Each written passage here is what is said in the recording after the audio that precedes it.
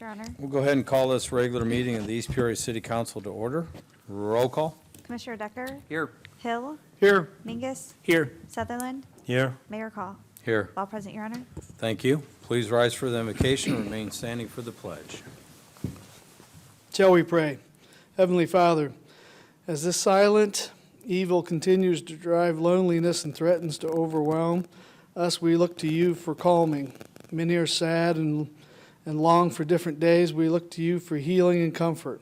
We ask that you continue to provide guidance for our leaders as they make decisions the best that they can. Let us not forget the blessings in our lives, even if we can't experience those firsthand.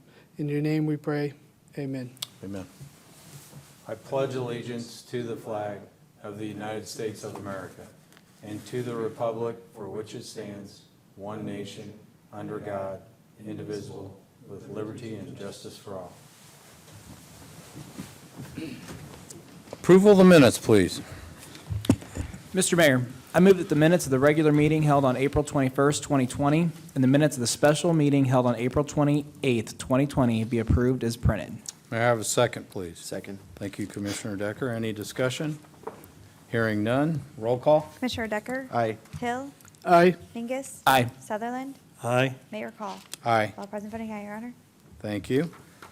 Okay, we have nothing under communications. Public comment. Anyone wishing to address the council on an agenda item? Of course, we're running this meeting closed to the public. It's ran via Zoom, so anyone wishing to make a comment? Morgan, what's to raise your hand? So if you're on the phone, it's a *9. Star 9. Yeah, and if you're on the computer, go over to the attendees, and then there's a raise your hand button. Okay, so we're going to go in a little delay mode here just to make sure that we do not miss anybody.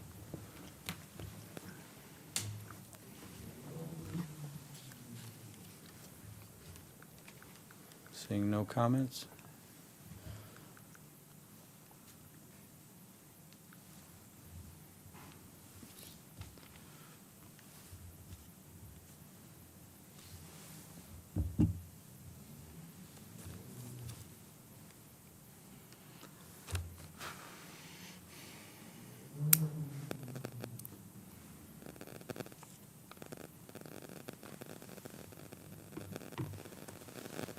Anyone wishing to make a comment, Ty? Do you see any? I don't see any. Okay, very good. We'll move on to our agenda, and prior to turning it over to Commissioner Hill, we'll announce that we are polling resolution number 2021-005. Is that correct, Morgan? That's the resolution accepting the fourth change order for city sanitary sewer system upgrade projects. That one will be pulled for this evening. That being said, Commissioner Hill? Mr. Mayor, I have one item tonight. Be it resolved by the Council of the City of East Peoria, Illinois, that the claims as listed on Schedule Number 24 be allowed. Mr. Mayor, I move that the clerk is hereby authorized and directed to issue orders on the treasurer for the various amounts totaling $1,354,379.73, and the scheduled bills be hereby adopted as presented. May I have a second, please? Second. Thank you, Commissioner Decker. Any discussion? Nope. As you can see from a million three, if you really look through it, and when we talk about our fiscal situation, when you take out payroll, which is about 600K of that amount, we quickly get to two other amounts, which is Riverboat Gaming, which is the payment to Peoria for their half, and that's another 385 grand, and then the Washington TIF is 110K to developer incentives. So when you take all those, that's right at $1 million, and so the rest of the bills of 354 are bare essentials, limited spending. Very good. Any other comments from the council? Hearing none. Roll call? Commissioner Decker? Aye. Hill? Aye. Mingus? Aye. Sutherland? Aye. Mayor Call? Aye. All present, voting aye, Your Honor. Thank you. Mr. Mayor, that's all I have tonight. Very good. Commissioner Decker. I have one item, Mayor. It's resolution number 2021 2021-003, be it resolved by the Council of the City of East Peoria, Illinois.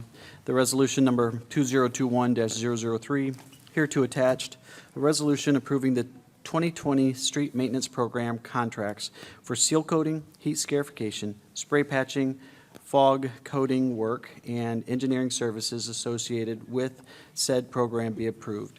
Mr. Mayor, I move you that this resolution number 2021-003 be accepted on its first reading as read by its title, and be on its title and now amended, and be laid on the table for no less than 1 week for public inspection.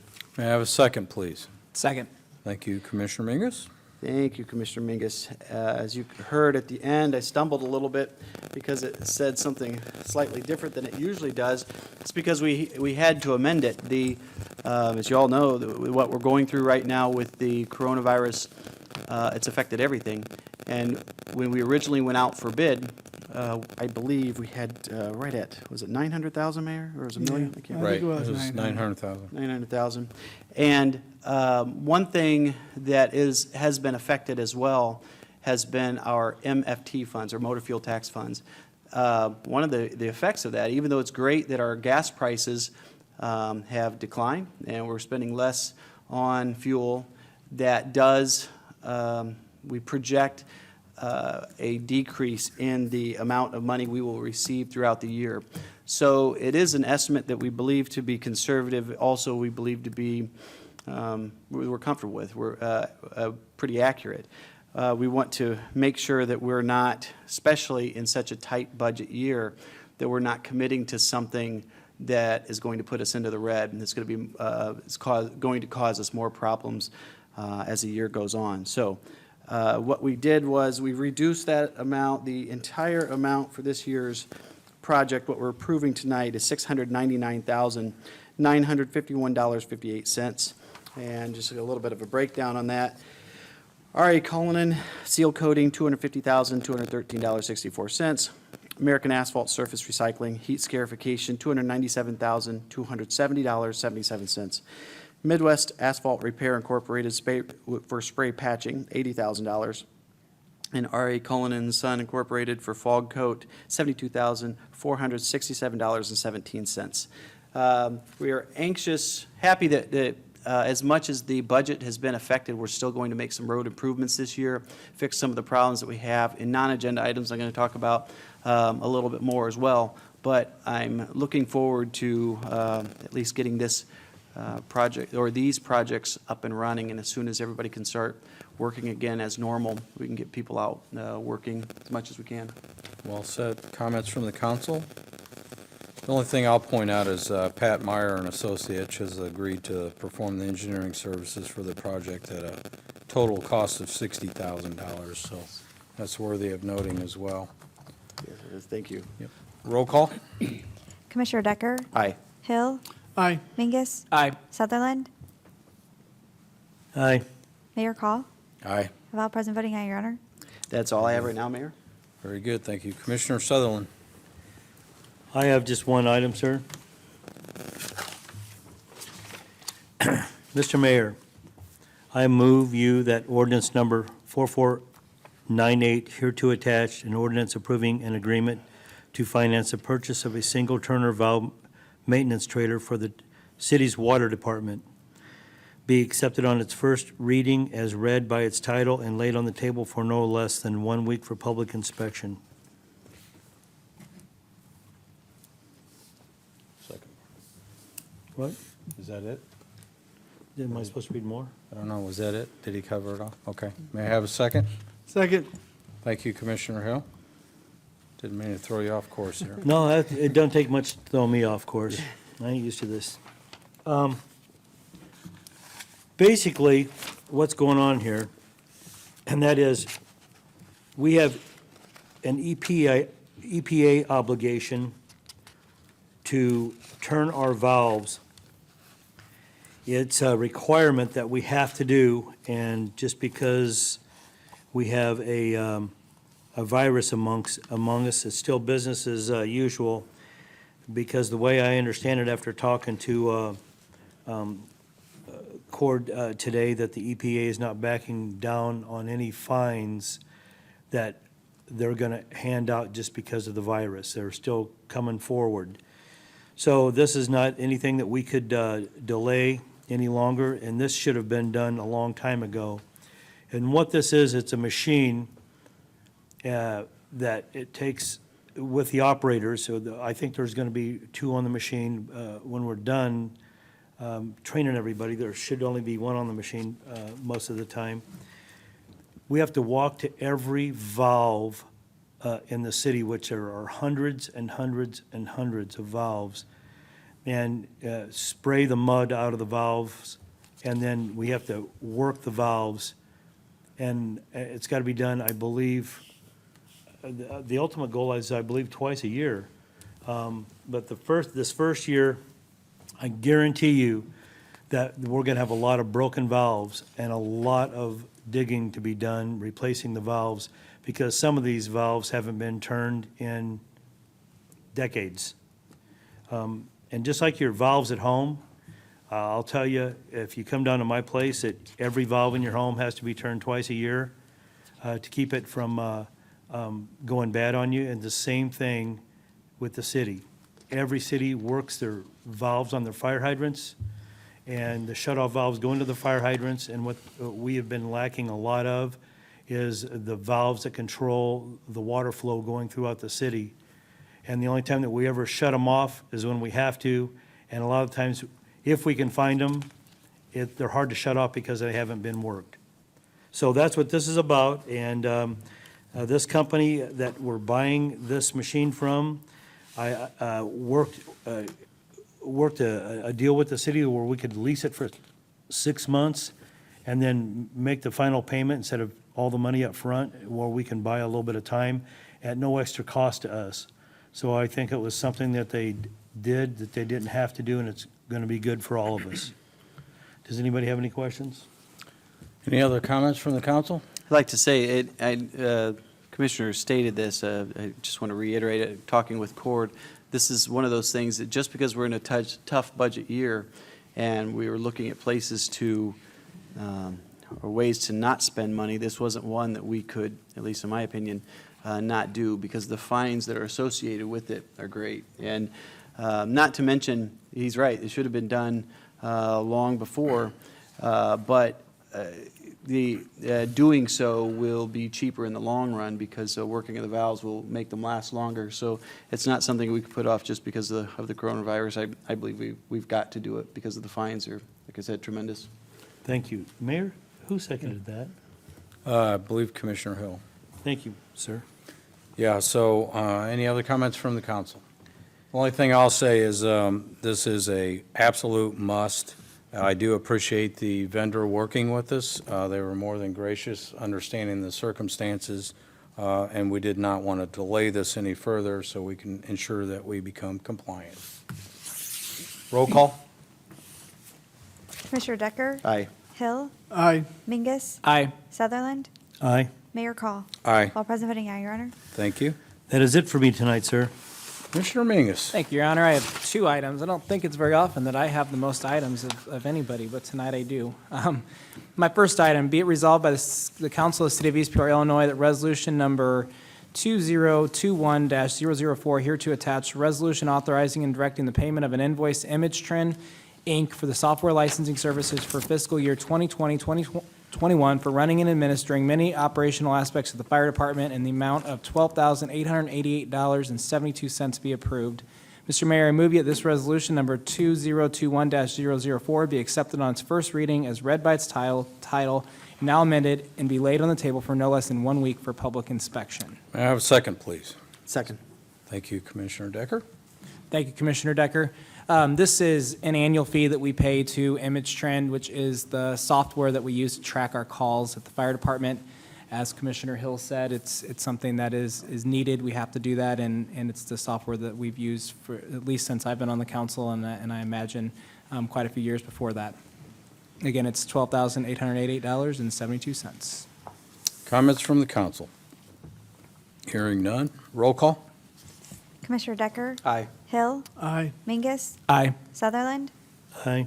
Mayor Call? Aye. All present voting aye, Your Honor. Thank you.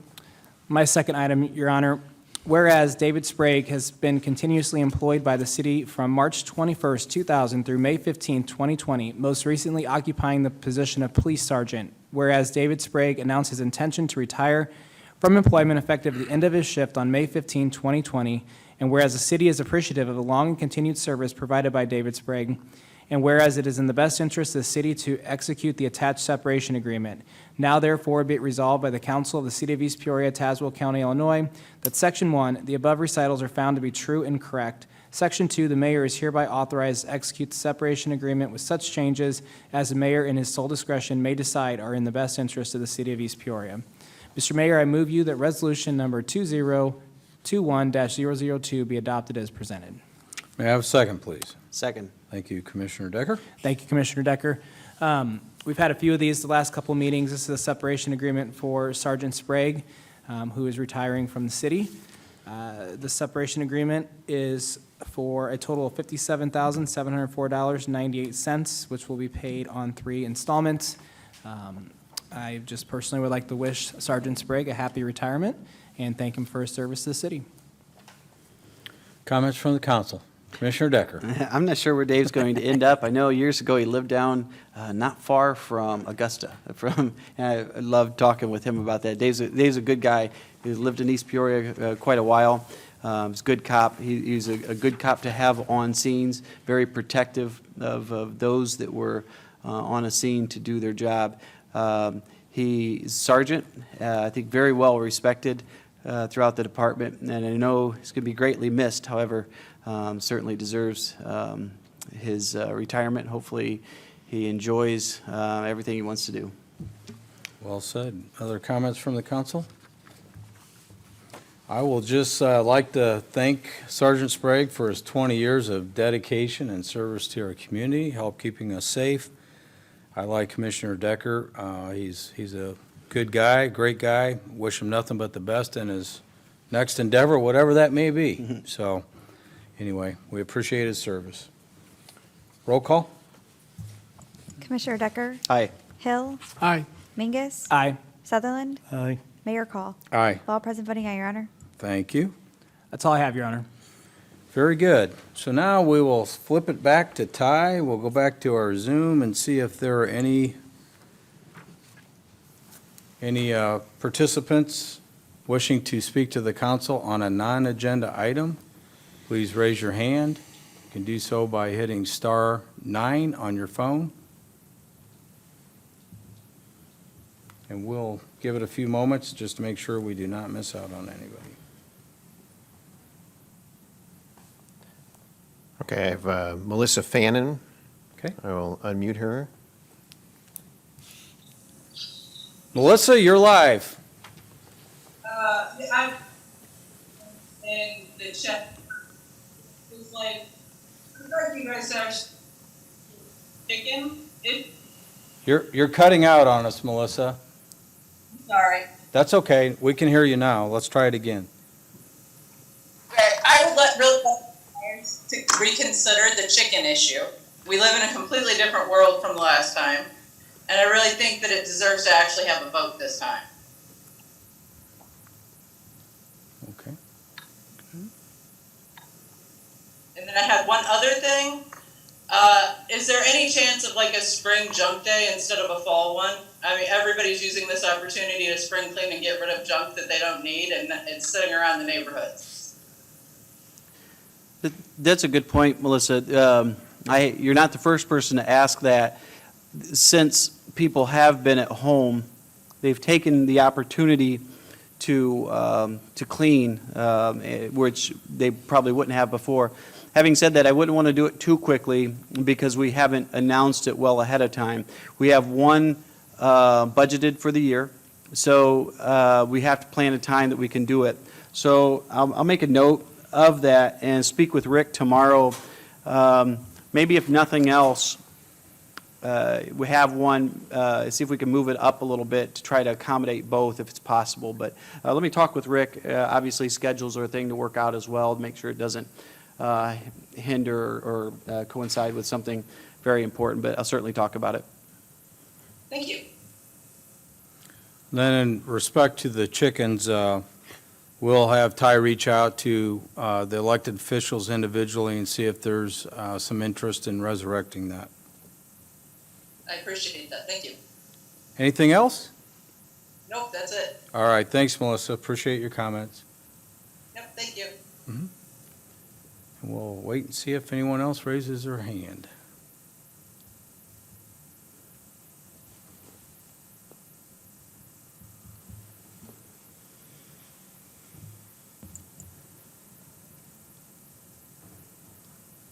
I do have a text. Let me see if I can get Zach to chime in here. Okay.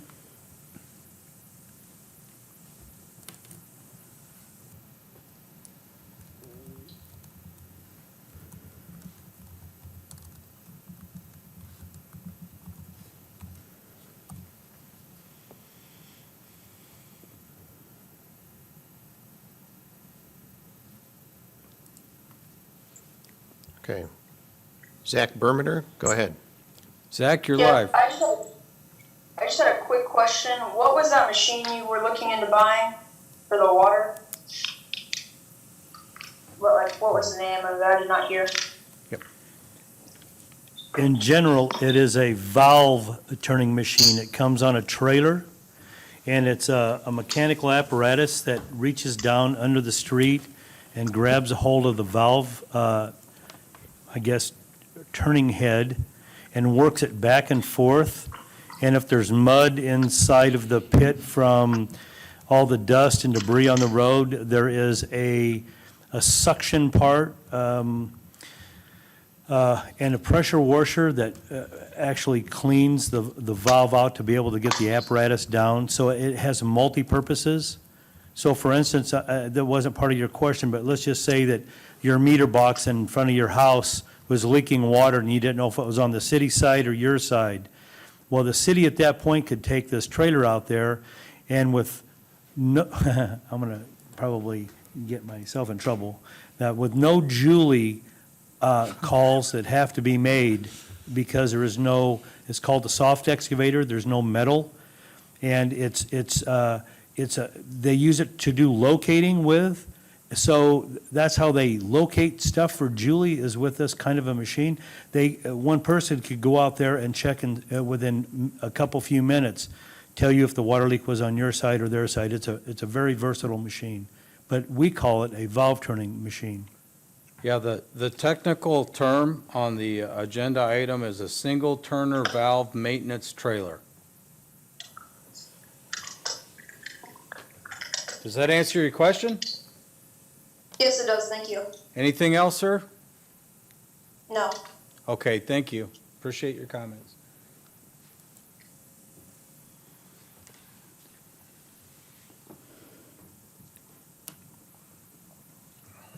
I don't have any others.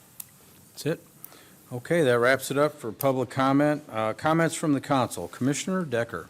Yes, sir. A few things.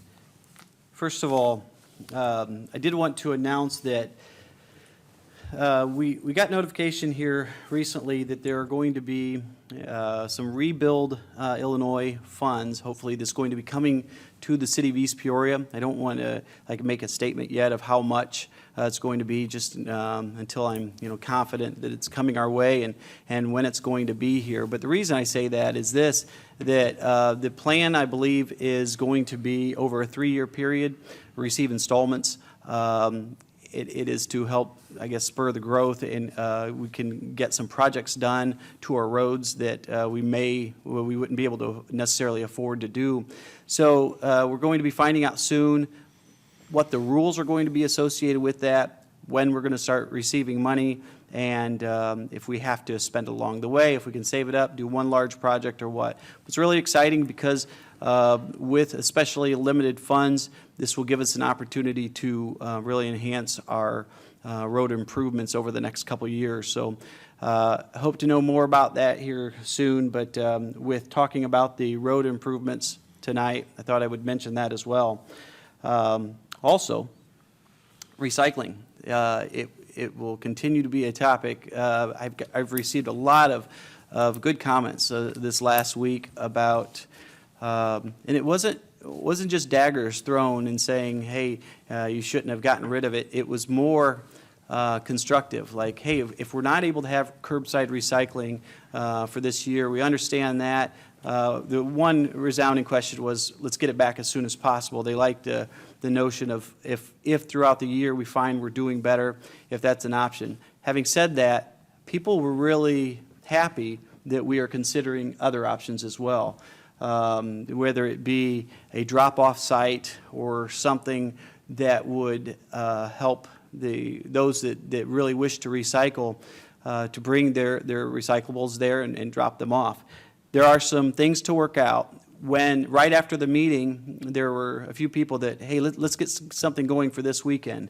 I'm kind of, it didn't used to be, but I'm more of a planner with things like that because there are some potentials for things to go wrong. You can't just, we can't just set something up and say, hey, just bring your recyclables down and drop them off, because we would get TVs and paint cans and everything else. So we have to make sure that we do it in a way that's not only safe, but it's not going to leave a mess for our tax dollars then to need to clean up.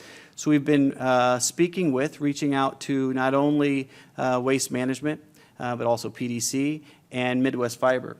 I was speaking with all of them. Even today, Rick was exchanging emails to try to figure out what each can offer for the least amount of money, so we can continue the recycling program moving forward, at least to some degree, until we can get back to curbside recycling. So I'm thankful that everybody is willing to consider moving forward. Fortunately, I think with some of our partners, that the costs are going to hopefully be picked up by them. So I'll let you know soon. I was hopeful to have something tonight to say, hey, this weekend we're going to set something up, but I can't do that yet. If something occurs over the next couple days, I'll do my best to get it out on Facebook, but most likely probably make an announcement here and then plan to move forward after that. But finally, I wanted to mention, give my support of Mayor Call this last week. This is something that we've been talking about for quite a while. And what I mean by that is, I think there is a true a decision made to try to be as respectful as possible, to try to adhere to safety procedures while still allowing people to try to make a living. I hear from people all the time that are just devastated with not receiving money, the fear and risk of losing their family business, people that have invested their entire life savings into businesses right before this all happened, and now they're at risk of losing everything. Worked for many years to develop something, and now they could potentially lose it all. So, as I said before, about a month and a half ago, I think I used the words that when people throw out the term that these are difficult decisions, well, these times, or this time in our history, are certainly difficult decisions, because you're not going to make everybody happy. It seems like one side or the other. One side feels like we should be just shut down, and there's another side out there just feels like we should just open right back up. And I think the smarter approach is what we're doing. We're trying to facilitate being safe and allowing people in a safe way to earn a living. But I'm thankful that we're trying to figure out a way to move forward instead of just sitting back and saying we're just going to stay closed. Wish we could go back in time and say that we have to close everything down for a while to figure this thing out. However, we're going to start to move forward. So we're going to start to develop a plan on how to move forward, whatever that means. The virus is going to be here. It's going to be here for a long time. Until we come up with an inoculation, a vaccine, we are going to deal with this thing until then. So we've got to figure out a way to allow people to live until then. So hopefully, the thing that bugs me the most about this is that politics are being played. I don't care about left, right. center, it doesn't matter. We just need to all work together to figure out a solution. And I'm just thankful that we're working toward one. Thank you, Commissioner Decker. Commissioner Hill? Expanding a little bit on that same point as Commissioner Decker, you know, since the announcement that East Peoria was going to open up some of its businesses or allow that, and publishing the Tri-County plan that was supported by 20-some elected officials and others and throughout the Tri-County area. You know, as expected, you know, I got a voicemail or a phone conversation from one, I got an email from another person that did not agree. And I said, I respect that, and explained, again, what was behind me supporting that decision.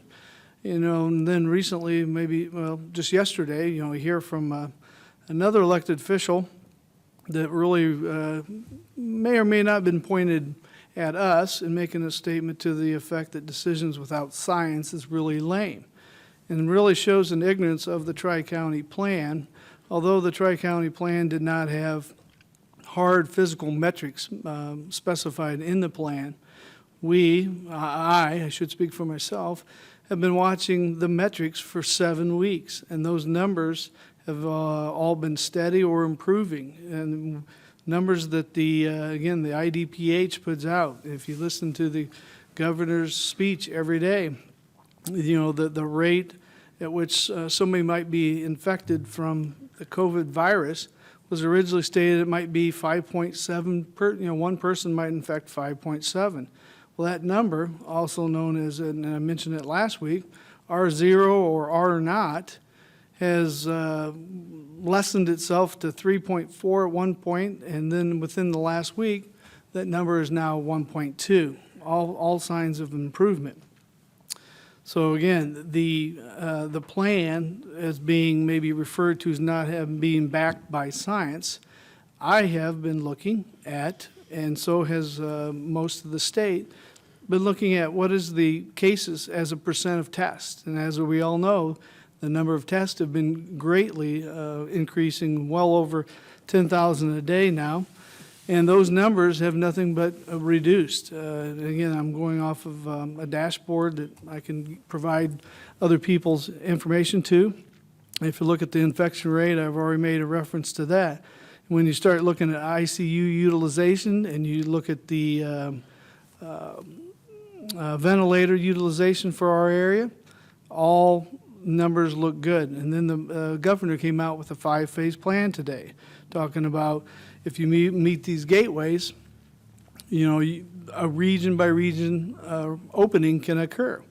And then during the Peoria County, Tri-County news release, or press release for the day, Monica Hendrickson was asked specifically, how do our numbers, and again, this is Tri-County, look compared to the governor's? And they all, from the utilization of hospital utilization and ventilator utilization, look like they're within the plan. Now, again, according to the governor, the phase 2 that we've entered into as of May 1st will hold everybody out, according to what he stated today, until May 29th, and he was gating on 14 and 28 days.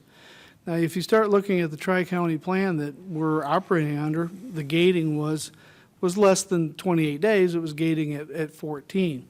But one of the plans was never not to encourage the non-pharmaceutical measures such as social distancing and frequent hand washing. Those are in the plan.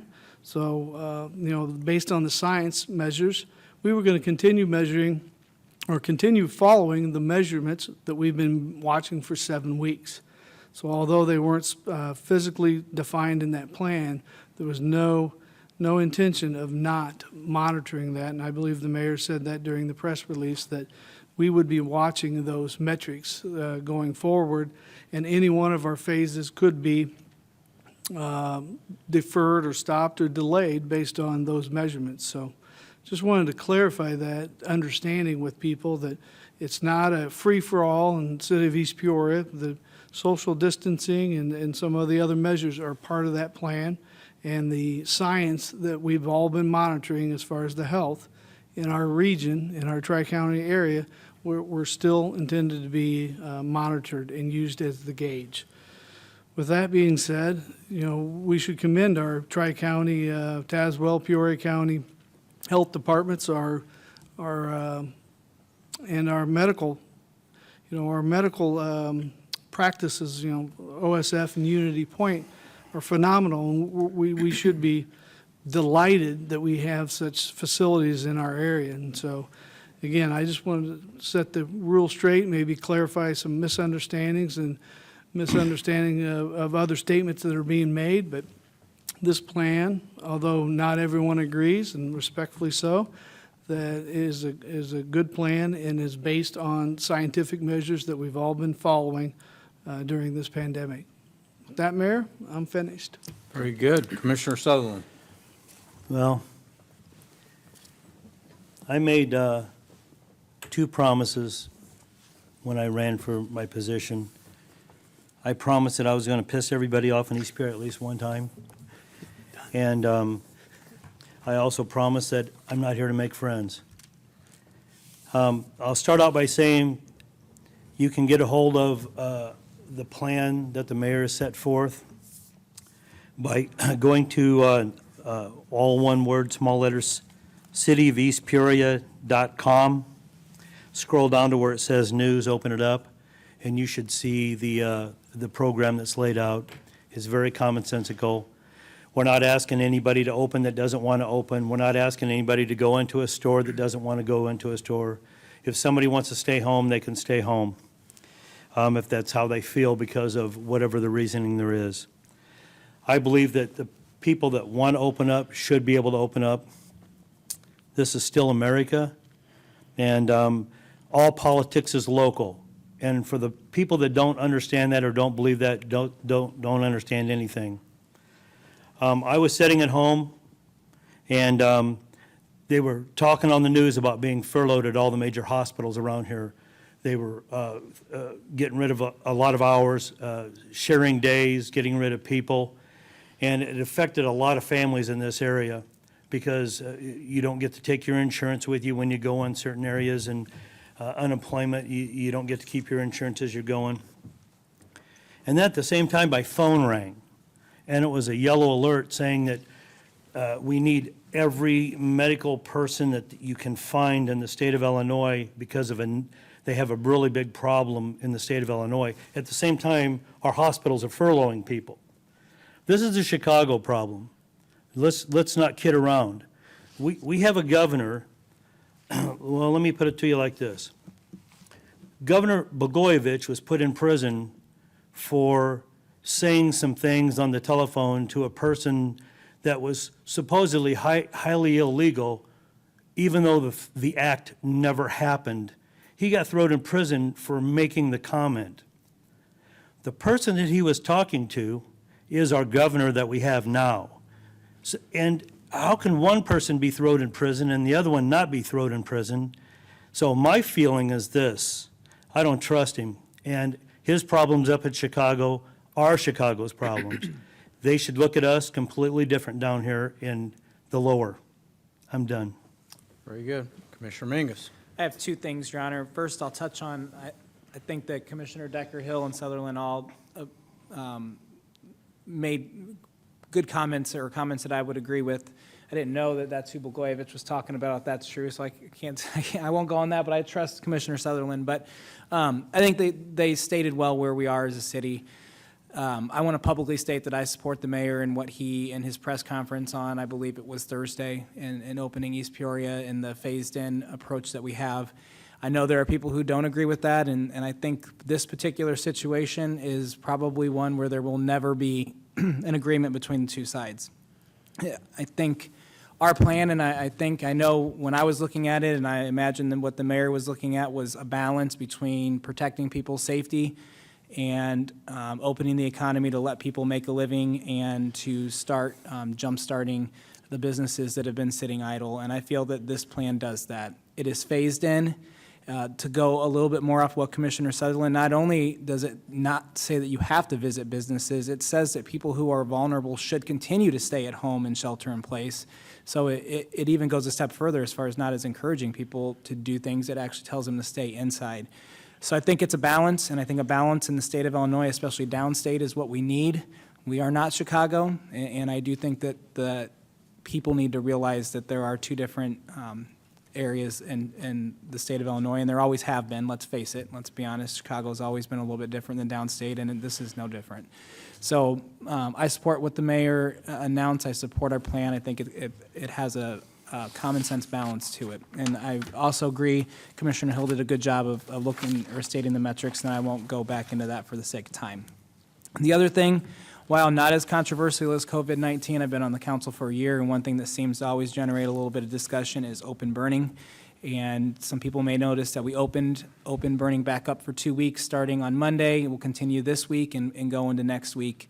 Just wanted to state, we stopped that in April because of everything that was going on, but we've received some phone calls asking about kind of the same thing that the lady was asking about as far as junk week, that people have a lot of stuff that they've collected while at home, and the city does not collect public waste. It's not something that's included in tax dollars as far as what gets picked up, and people have come to expect to be able to burn to get rid of some of their leaves, their limbs, and feel that this is an appropriate time to go ahead and open that up for 2 weeks. It's something I said that we would look at doing when we stopped the burning in early April, and I wanted to make sure we stuck to our word that we did reanalyze that. We received some requests, and we're going to open that up for 2 weeks.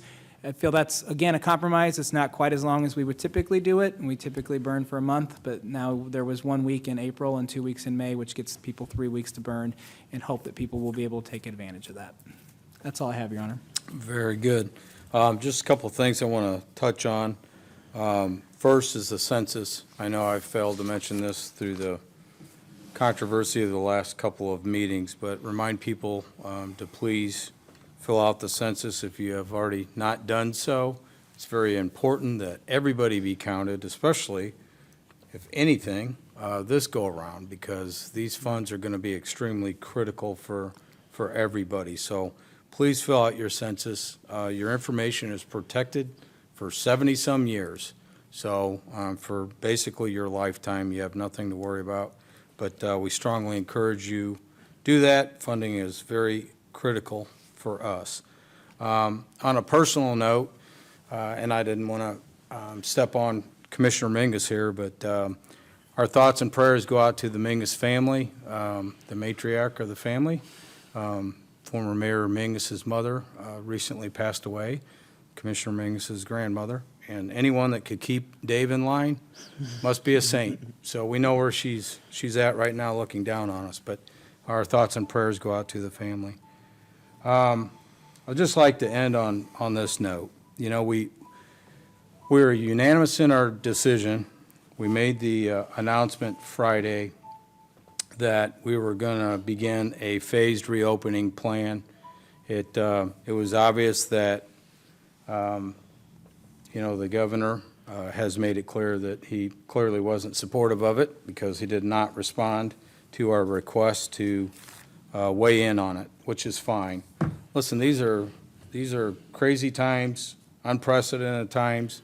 At the end of the day, you know, our oath is on behalf of those that we serve, which is right here in our community between the citizens, and those are also members of our business community. So, you know, the whole goal 2 weeks ago, nobody was talking about reopening. As a matter of fact, everybody was talking about the governor's mindset, which was to extend the stay-at-home order through the end of May. So that conversation started 2 weeks ago. I'm pleased to see that it's picked up steam. It was long overdue. I don't think we are alone in trying to figure out what's on the backside of this and when does that take place. And at the end of the day, although all of us recognize the health concerns related to the coronavirus, which is new, we've been respectful through April 30th of the decisions made to date, protecting the health of our citizens. At the same time, for the last 45 days, we've sat back and witnessed firsthand family and friends members of our business community that are just financially decimated. And as Commissioner Decker spoke to, some threw their entire life savings into their small business to watch it disappear in a matter of 45 days. So at the local level here, it was imperative to try to find that balance between protecting the health and protecting the livelihoods of those we've sworn to serve. So we encourage our residents to exercise personal responsibility, and please remain respectful. Not everybody's going to agree. But here's what I'll tell you what's happened since Friday. There is no doubt in my mind that people have been made aware of the decision that we made. Did we go it alone Friday? Yes. Are we alone today? Absolutely not. The support of that decision has been overwhelming from areas of Chicago to the tip of southern Illinois. So I think is what you're going to see over the course of the next week is a lot of people stepping out and speaking up. I mean, at the end of the day, there has to be a path forward, and that path forward isn't, hey, we'll wait for this virus to disappear. Anyone that knows anything, and it's just common sense thinking here, is it is a new virus. Now they've realized that there are multiple strains potentially, so there's a lot to be learned. The virus was likely here before it was diagnosed. It's here today. It's going to be here tomorrow. So at the end of the day, we have to find a healthy balance. People are looking for answers. People are looking for normalcy. One thing that's never discussed, although everyone understands that there are those that may be suffering, is the mental well-being of people, the stress. Look at the health-related issues to stress. We've got 830,000 people unemployed in 7 weeks. Never in our lifetimes have we seen these kind of numbers. That's very alarming. So I think it's the prudent thing to do. We will be staying the course. I feel comfortable with what we're doing. And for anyone to try to shoot bullets in the plan, listen, I don't remember seeing anyone else put forward a plan 2 weeks ago.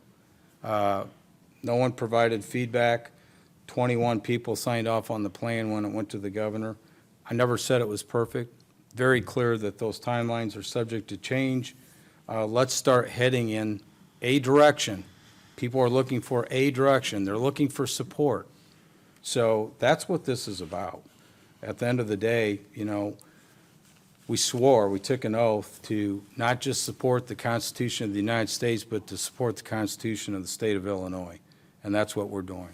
So, you know, I ask people to remain respectful to each other, remain supportive, and we're doing our best to get things moving again in East Peoria, and that is what we're committed to do. So I appreciate the support. Listen, one word for this council: fortitude. And that's all I can say. Thank you. Seek a motion to adjourn. Mr. Mayor, I move that we adjourn until Tuesday evening, May 19th, 2020, at 6 p.m. May I have a second? Second. Thank you, Commissioner Decker. Roll call. Commissioner Decker? Aye. Hill? Aye. Mingus? Aye. Sutherland? Aye. Mayor Call? Aye. All present voting aye, Your Honor. Thank you. This meeting is adjourned until we meet again.